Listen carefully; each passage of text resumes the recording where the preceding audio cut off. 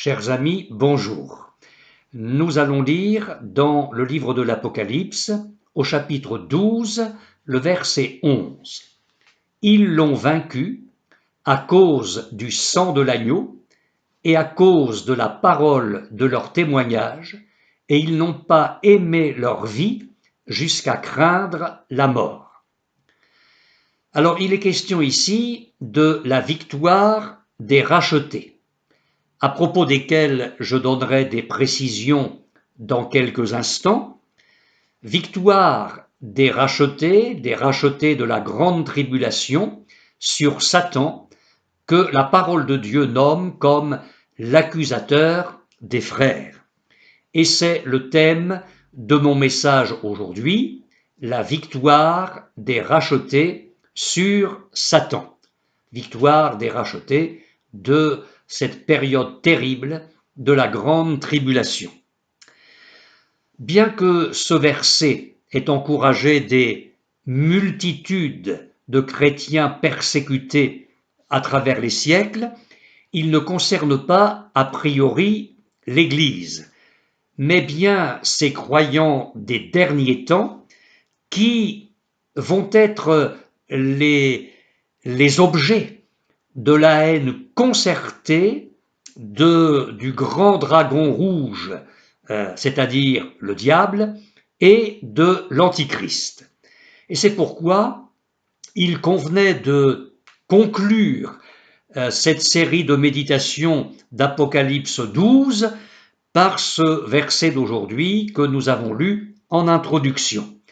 Ce verset 11 révèle en fait le triple secret de la victoire de ces martyrs. Premier secret, le sang de l'agneau. Il est écrit, et nous l'avons lu, ils l'ont vaincu à cause du sang de l'agneau. Ces rachetés vaincront le diable, vaincront Satan, l'accusateur des frères, et je le souligne encore avec force, à cause du sang de l'agneau. Rappelez-vous, en Exode 12, le sang de l'agneau avait été le seul moyen pour les premiers-nés d'Israël d'échapper à l'ange destructeur. Et voici ce que nous lisons dans ce chapitre 12 du livre de l'Exode. L'Éternel dit à Moïse et à Aaron dans le pays d'Égypte, « Ce mois-ci sera pour vous le premier des mois, il sera pour vous le premier des mois de l'année. Parlez à toute l'assemblée d'Israël et dites, le 10e jour de ce mois, on prendra un agneau pour chaque famille, un agneau pour chaque maison. On prendra de son sang et on en mettra sur les 2 poteaux et sur le linteau de la porte des maisons où on le mangera. Cette nuit-là, je passerai dans le pays d'Égypte et je frapperai tous les premiers-nés du pays d'Égypte, depuis les hommes jusqu'aux animaux. Et j'exercerai des jugements contre tous les dieux de l'Égypte. Je suis l'Éternel, le sang vous servira de signe sur les maisons où vous serez. Je verrai le sang et je passerai par-dessus vous, et il n'y aura point de plaie qui vous détruise quand je frapperai le pays d'Égypte. Exode chapitre 12, les versets 1 à 3, le verset 7 et les versets 12 et 13. Christ est devenu pour nous l'agneau de Dieu qui ôte le péché du monde, selon ce qu'a proclamé Jean-Baptiste dans l'évangile de Jean, chapitre 1er, verset 29. En réclamant sur nos vies l'aspersion du sang de Jésus, ou plus précisément, en saisissant par la foi l'œuvre que Jésus a accomplie au travers de son sacrifice à la croix, nous passons de la mort à la vie, nous passons des ténèbres à la lumière, nous passons du jugement au règne. En effet, Jésus dit, en vérité, je vous le dis, celui qui écoute ma parole et qui croit à celui qui m'a envoyé a la vie éternelle, et il ne vient point en jugement, mais il est passé de la mort à la vie. Jean chapitre 5, verset 24. Voici ce que dit le Seigneur à Saul de Tarse, qui deviendra, vous le savez, l'apôtre Paul, lorsque le Seigneur se révèle à Saul de Tarse sur le chemin de Damas. Je t'ai choisi du milieu de ce peuple et du milieu des païens vers qui je t'envoie, afin que tu leur ouvres les yeux, pour qu'ils passent des ténèbres à la lumière, de la puissance de Satan à Dieu, pour qu'ils reçoivent par la foi en moi le pardon des péchés et l'héritage avec les sanctifiés. Actes des Apôtres, chapitre 26, verset 18. Nous sommes là, mes frères et sœurs, au cœur du message des Saintes Écritures, au cœur de la grande mission de Christ lors de sa première venue, au cœur de l'amour et de la grâce de Dieu.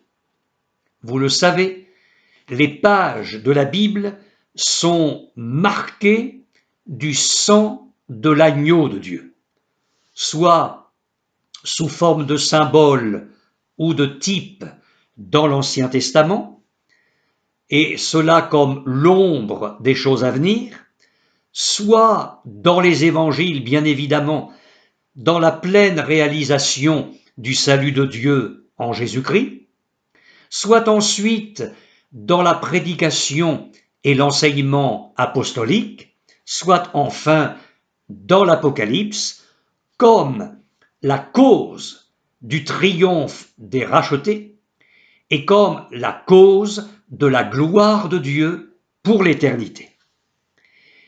Il n'est pas étonnant alors que le diable fasse tous ses efforts pour évincer de la prédication évangélique l'œuvre centrale, l'œuvre fondamentale de la croix. Où sont les messages d'antan où Jésus et son sacrifice à la croix en étaient la sève, l'axe central, la force, la puissance, le commencement de ces messages et la fin de ces messages? Où sont les prédicateurs parlant de la gloire du ciel et décrivant l'horreur de l'enfer? Où sont les messages incisifs dénonçant la souillure du péché qui offense le Dieu saint et qui proclame avec force l'impérieuse nécessité de la repentance? Alors, nous entendons beaucoup de discours sur le comment mieux vivre, comment réussir, comment s'épanouir.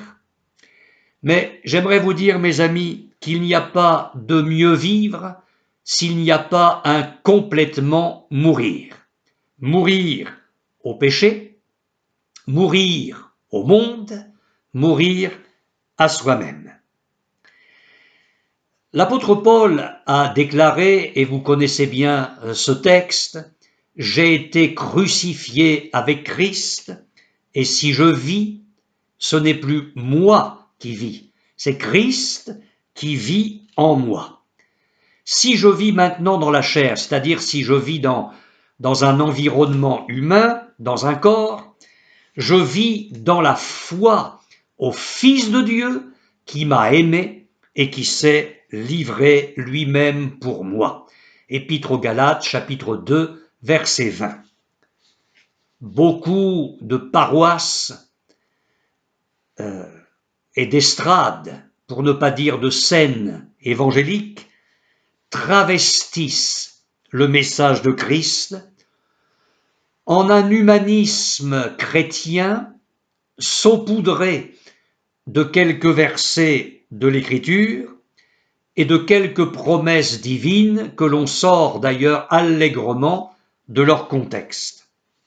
Le message et le culte ne sont plus centrés sur Christ crucifié, ressuscité et glorifié, mais sur l'homme.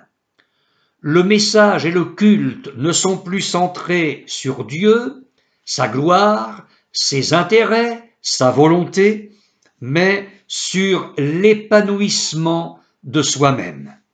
La prédication n'est plus celle de l'Esprit de Dieu, mais un curieux mélange de paille et de froment, et les âmes faibles, fragiles, ignorantes, mal affermies, ne consultant jamais ou que très rarement la parole de Dieu, s'y laissent prendre. Le pasteur ne cite-t-il pas des versets bibliques? Les auditeurs ne sont-ils pas de plus en plus nombreux? Les églises ne se remplissent-elles pas? Alors, tout va bien. La bénédiction de Dieu n'est-elle pas là comme le sceau approbateur du Seigneur? Eh bien, non, 1000 fois non. Mes amis, il n'y a pas de comment réussir sans la reconnaissance de l'échec total de notre nature humaine. Il n'y a rien de bon dans l'homme déchu, n'en déplaise à ceux qui veulent réconcilier la chair et l'esprit, qui veulent réconcilier l'Éden souillé avec le Golgotha sanctifié. La conversion à Dieu n'est pas une amélioration de l'homme, mais elle est sa recréation. Jésus a d'ailleurs parlé de nouvelle naissance. Un papillon, vous le savez, n'est pas une chenille avec des ailes. C'est un être nouveau qui est sorti du cocon au sein duquel l'être rampant a subi une métamorphose totale, un bouleversement complet. La chenille qui est entrée dans ce cocon est réduite en une véritable bouillie, et il y a là un miracle de la nature. Il sortira de là un papillon, un être tout à fait nouveau. Les choses anciennes sont passées, s'écriait l'apôtre Paul en parlant de la régénération de l'homme en Christ. Toutes choses, ajoutait-il, toutes choses sont devenues nouvelles. Puisque les martyrs de la grande tribulation vaincront le diable à cause du sang de l'agneau, je voudrais vous rappeler et rappeler à votre cœur maintenant quelques richesses spirituelles contenues dans le sang de l'agneau. La purification de nos péchés, la rédemption, la rémission de nos péchés. La Bible dit, si nous marchons dans la lumière, comme il est lui-même dans la lumière, nous sommes mutuellement en communion, et le sang de Jésus, son Fils, nous purifie de tout péché. Première épître de Jean, chapitre 1er, verset 7. Et encore, épître aux Éphésiens, chapitre 1er, verset 7, en lui, nous avons la rédemption par son sang, la rémission des péchés selon la richesse de sa grâce. La délivrance de nos péchés. Apocalypse, chapitre 1er, verset 5. À celui qui nous aime, qui nous a délivrés de nos péchés par son sang, et qui a fait de nous un royaume des sacrificateurs pour Dieu son Père, à lui soit la gloire et la puissance au siècle des siècles. La justification. Épître aux Romains, chapitre 5, verset 9. À plus forte raison donc, maintenant que nous sommes justifiés par son sang, serons-nous sauvés par lui de la colère. La réconciliation avec Dieu. Épître aux Colossiens, chapitre 1er, verset 20, une réconciliation qui s'accompagne de paix. Je vous lis ce verset. Il, Dieu, a voulu par lui, par Jésus, réconcilier tout avec lui-même, tant ce qui est sur la terre que ce qui est dans les cieux, en faisant la paix par lui, par le sang de sa croix. La purification de notre conscience des œuvres mortes. Épître aux Hébreux, chapitre 9, les versets 13 et 14. Car si le sang des taureaux et des boucs et la cendre d'une vache répandue sur ceux qui sont souillés sanctifie et procure la pureté de la chair, combien plus le sang de Christ, qui par l'Esprit éternel s'est offert lui-même sans tache à Dieu, purifiera-t-il votre conscience des œuvres mortes, afin que vous serviez le Dieu vivant. Nous avons été rapprochés de Dieu. Épître aux Éphésiens, chapitre 2, verset 13. Mais maintenant en Jésus-Christ, vous qui étiez jadis éloignés, vous avez été rapprochés par le sang de Christ. Nous avons une libre entrée dans le sanctuaire divin. Épître aux Hébreux, chapitre 10, versets 19 et 20. Nous avons, au moyen du sang de Jésus, une libre entrée dans le sanctuaire par la route nouvelle et vivante qu'il a inaugurée pour nous au travers du voile, c'est-à-dire de sa chair. Nous pourrions résumer tout cela en disant que nous avons le rachat de notre âme. Première épître de Pierre, chapitre 1er, les versets 18 à 20. Ce n'est pas par des choses périssables, par de l'argent ou de l'or, que vous avez été rachetés de la vaine manière de vivre que vous avez hérité de vos pères, mais par le sang précieux de Christ, comme d'un agneau sans défaut et sans tache, prédestiné avant la fondation du monde et manifesté à la fin des temps. Jésus s'est acquis l'Église au prix de son sang. L'apôtre Paul n'a pas hésité à le rappeler aux anciens responsables de l'Église d'Éphèse. Je vous lis ce texte dans le livre des Actes, au chapitre 20, le verset 28. « Prenez garde à vous-même, disait Paul à ses anciens, prenez garde à vous-même et à tout le troupeau sur lequel le Saint-Esprit vous a établi évêque, c'est-à-dire surveillant, pour paître l'Église du Seigneur, qu'il s'est acquise par son propre sang. » Nous comprenons pourquoi Jean a eu la vision d'une scène céleste qu'il décrit en ces termes. Quand il, l'agneau, notre Seigneur Jésus, quand il eut pris le livre, les 4 êtres vivants et les 24 vieillards se prosternèrent devant l'agneau, tenant chacun une harpe et des coupes d'or remplies de parfums, qui sont les prières des saints. Et ils chantaient un cantique nouveau en disant: Tu es digne de prendre le livre et d'en ouvrir les sceaux, car tu as été immolé. Et écoutez bien, et tu as racheté pour Dieu par ton sang des hommes de toute tribu, de toute langue, de tout peuple et de toute nation. Tu as fait d'eux un royaume et des sacrificateurs pour notre Dieu, et ils régneront sur la terre. Apocalypse, chapitre 5, les versets 8 à 10.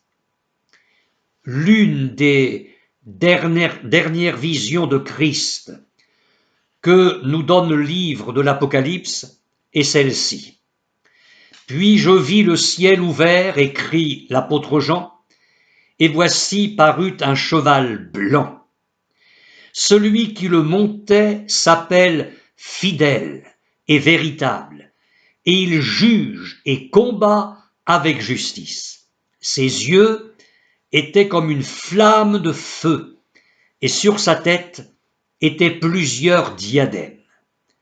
Il avait un nom écrit que personne ne connaît si ce n'est lui-même, et il était revêtu d'un vêtement teint de sang. Son nom est la parole de Dieu. Apocalypse, chapitre 19, les versets 11 à 13.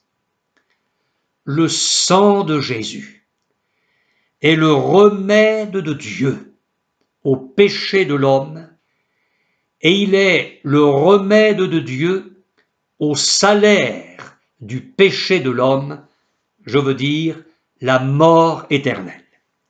Le sang de Jésus est la victoire incontestable de la sainteté sur la souillure, de la grâce sur la condamnation, de la vie sur la mort. Le sang de Jésus est une frontière que Satan ne peut pas franchir. Lui, l'accusateur des frères, est barré, sa route est barrée par le sang précieux de Jésus. Revenons aux martyrs de la grande tribulation. Ils n'auront pas d'autre moyen de salut. Eux aussi seront sauvés en vertu de leur foi au sang de Christ versé à la croix. Mais ils livreront leur vie par amour pour l'agneau. Leur sang sera en quelque sorte le gage de leur identification à l'agneau de Dieu, Jésus. Et leur sang versé sera la démonstration éclatante de leur foi, une foi vivante, puissante. Voyons maintenant leur second secret de victoire, et je vais parler de la parole de leur témoignage.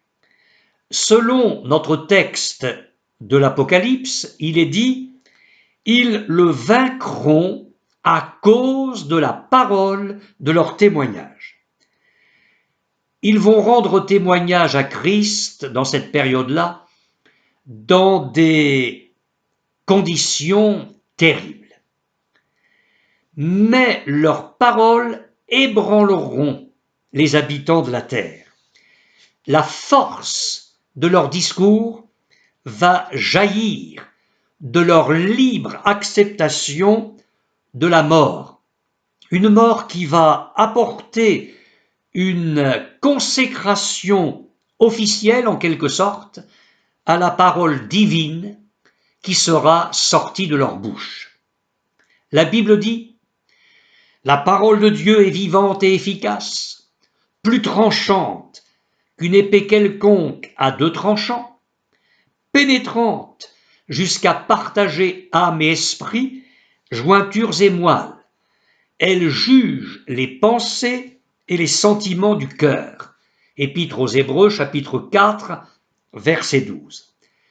Si effectivement, comme je viens de le lire, la parole de Dieu est comparable à une épée à deux tranchants, alors combien plus irrésistible ne sera-t-elle pas dans la bouche de ces héros de la grande tribulation, héros livrés au courroux du grand dragon rouge, dont ils vont être les vainqueurs grâce à cette parole et à ce témoignage. Ma parole n'est-elle pas comme un feu, dit l'Éternel, et comme un marteau qui brise le roc? Pardon, je lis ce texte dans le livre du prophète Jérémie au chapitre 23, verset 29. Et j'en viens au troisième secret de la victoire de ces rachetés de la grande tribulation.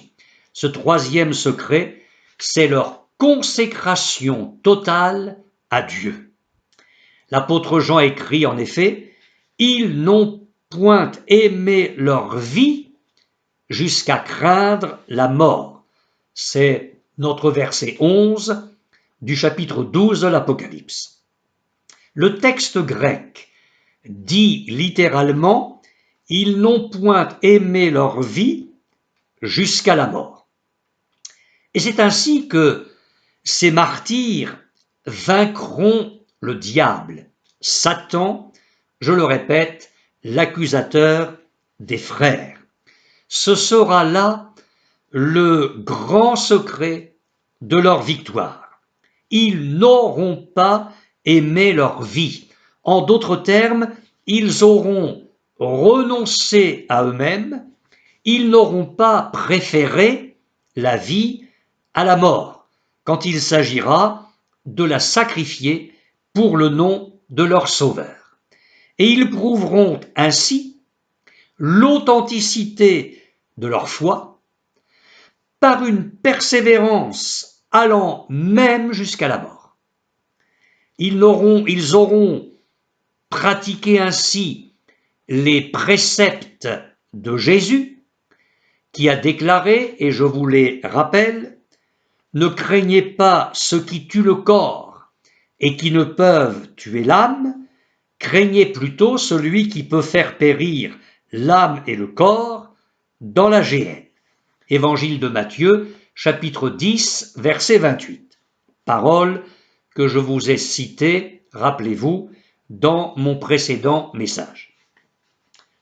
De toujours, l'ennemi, notre adversaire, le diable, redoute par-dessus tout que les croyants renoncent effectivement à eux-mêmes pour suivre Christ, dans la soumission la plus complète. Permettez-moi d'insister sur ce point. Le Seigneur a établi le contrat du disciple, si je peux m'exprimer ainsi, lorsqu'il a dit « Si quelqu'un veut venir après moi, qu'il renonce à lui-même, qu'il se charge chaque jour de sa croix et qu'il me suive. Car celui qui voudra sauver sa vie la perdra, mais celui qui la perdra à cause de moi la sauvera. » Évangile de Luc, chapitre 9, les versets 23 et 24. Cet esprit de consécration totale à Jésus-Christ animait les premiers apôtres. Paul, par exemple, a déclaré devant les anciens de l'église d'Éphèse, « Voici, liés par l'Esprit », alors entendez, liés par le Saint-Esprit, « je vais à Jérusalem, ne sachant pas ce qui m'y arrivera, seulement de ville en ville, l'Esprit Saint m'avertit que des liens et des tribulations m'attendent. Mais je ne fais pour moi-même aucun cas de ma vie comme si elle m'était précieuse, pourvu que j'accomplisse ma course avec joie et le ministère que j'ai reçu du Seigneur Jésus d'annoncer la bonne nouvelle de la grâce de Dieu. Actes des Apôtres, chapitre 20, les versets 22 à 24. L'histoire nous rapporte la manière dont sont morts les apôtres de notre Seigneur Jésus-Christ. Pierre est mort crucifié la tête en bas, et à sa demande, parce qu'il se sentait indigne de mourir comme Christ. Jacques, fils d'Alphée, a été jeté du promontoire sud-est du temple, haut de 30 mètres. Il a survécu à cette chute et il a alors été battu à mort avec des bâtons par ses ennemis. André est mort crucifié. Jacques, fils de Zébédée, est mort. Vous savez, il était le premier apôtre martyr. Eh bien, Jacques est mort décapité à Jérusalem. Philippe est mort lapidé et crucifié la tête en bas, lui aussi, en Phrygie. Barthélemy a été flagellé, écorché vif, crucifié, puis décapité, comme si ça ne suffisait pas. Thomas est mort, transpercé par une lance. Matthieu est mort, tué par l'épée. Jude Thaddée aurait subi le martyre en Perse. Simon le Zélote a été découpé à la scie. Jean est le seul à être mort de vieillesse. Il a pourtant connu le martyre par immersion dans un bain d'huile bouillante à Rome. Condamné, vous le savez, aux mines à Patmos, où il rédigea le livre de l'Apocalypse, il est mort de vieillesse dans l'actuelle Turquie. Jésus avait prévenu ses disciples. Je vous ai dit ces choses afin qu'elles ne soient pas pour vous une occasion de chute. Ils vous excluront des synagogues, et même leur vient ou quiconque vous fera mourir croira rendre un culte à Dieu. Évangile de Jean, chapitre 16, les versets 1 et 2. S'il parlait de l'attitude des Juifs à l'égard des apôtres, qu'en serait-il de la réaction des multitudes d'impies, de rebelles et de blasphémateurs parmi les nations païennes? Au fil des siècles, les chrétiens ont subi des souffrances et des persécutions innommables. Persécutions atroces. Déjà au 1er siècle, nul besoin d'être un apôtre pour être persécuté, pour être mis à mort. Il suffisait d'être chrétien, mais d'être chrétien au plein sens du terme, pour déclencher la rage de Satan. Pensons à nos frères et sœurs des premières années du christianisme véritable.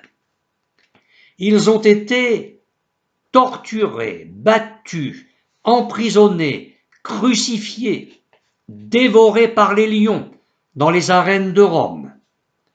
Faut-il évoquer ceux qui, plus tard, et durant toute l'histoire de l'Église de Jésus-Christ, ont terminé leur existence sur les galères, ou brûlé sur les bûchers de Lyon, ou subi les internements psychiatriques en Union soviétique, ou ont été emmenés dans les mines de sel, où ont connu tous les raffinements et les tortures dont l'enfer et ses suppôts humains sont capables.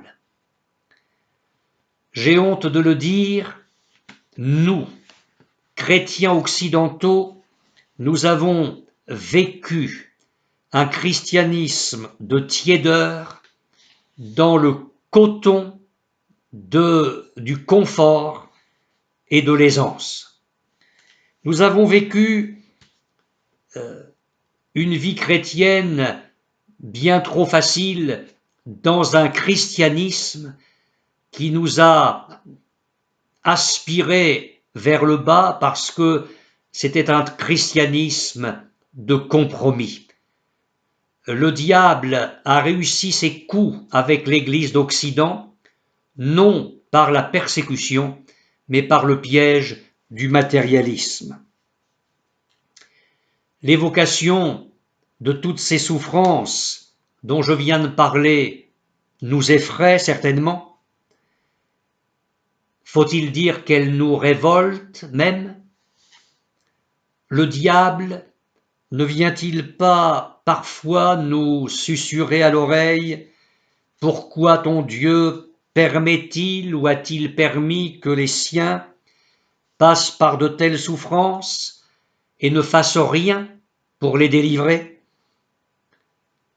Quel abîme sépare l'Église de Laodicée, une Église tiède, suffisante, inconsciente, incapable de discerner que Jésus n'est plus au milieu d'elle, mais qu'il est à la porte et qu'il frappe.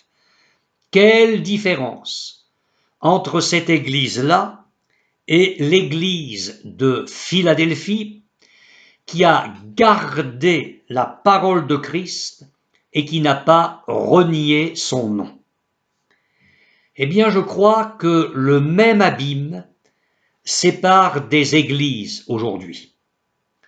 À l'heure où vous me regardez, confortablement installé chez vous, à l'heure où vous m'écoutez, en ce moment même, certains de nos frères dans le monde sont décapités pour le nom de Jésus. D'autres subissent des atrocités pour rester fidèles à leur Seigneur et à leur Sauveur. Et je n'hésite pas à le dire, pour eux, pour ces chers frères et sœurs, l'heure de la grande tribulation a déjà sonné.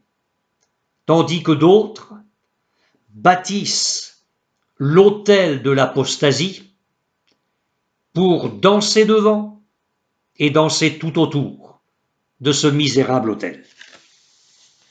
Les temps paisibles pour les chrétiens occidentaux que nous sommes s'achèvent.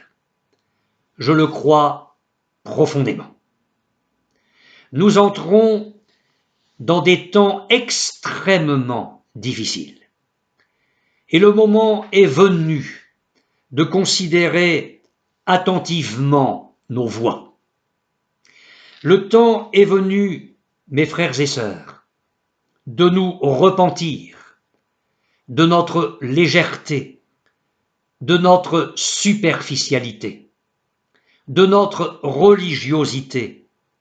Le temps est venu de revenir à Dieu. Disons à l'Éternel, comme le prophète l'a fait lui-même, fais-nous revenir et nous reviendrons. Si la persécution devait déferler subitement, comme un ouragan dévastateur, je crains que nous ne soyons pas prêts à tenir bon. Je crains que nous n'ayons pas actuellement la force de traverser la tempête en vainqueur. La seule voie à prendre est une communion intense avec Christ. Lui et lui seul est notre force. C'est lui notre espérance. C'est lui notre persévérance. C'est lui notre victoire. Un petit bout de prière matinale et la lecture de quelques versets pour nous débarrasser d'une piété encombrante font ricaner les démons. Dieu, mes frères et sœurs, Dieu cherche des hommes, des femmes, des époux, des épouses, des pères, des mères, des jeunes, qui l'aiment vraiment, qui se sanctifient, qui se consacrent entièrement à lui et le servent. Pour finir, je reviens quelques secondes aux martyrs de la grande tribulation. Ils vaincront en vertu de leur consécration à toute épreuve. Leur vie sera sur l'autel. Et pour reprendre une image de l'Ancien Testament, le feu de Dieu descendra sur l'autel pour approuver leur sacrifice.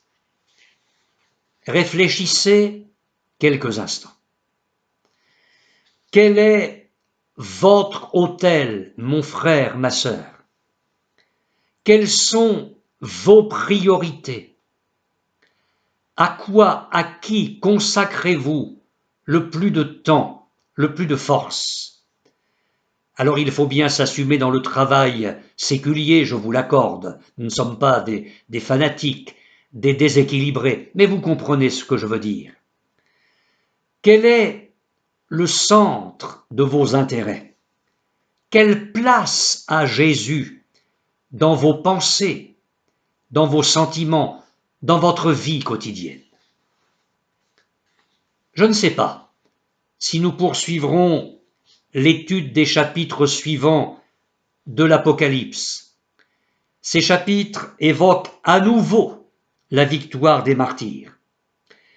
Mais avec le chapitre 12, qui nous a préoccupés pendant quelques méditations, et que nous avons médité bien imparfaitement, j'en suis conscient, avec ce chapitre 12 de l'Apocalypse, nous sommes au seuil du plus sombre chapitre de la Bible, à savoir l'apparition de la bête, de l'Antéchrist et du faux prophète, qui, eux deux, vont conduire l'humanité au chaos final.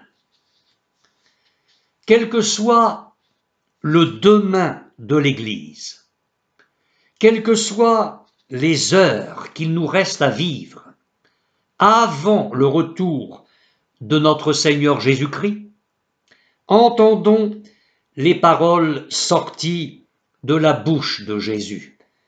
Apocalypse chapitre 2, les versets 10 et 11, « Sois fidèle jusqu'à la mort, et je te donnerai la couronne de vie.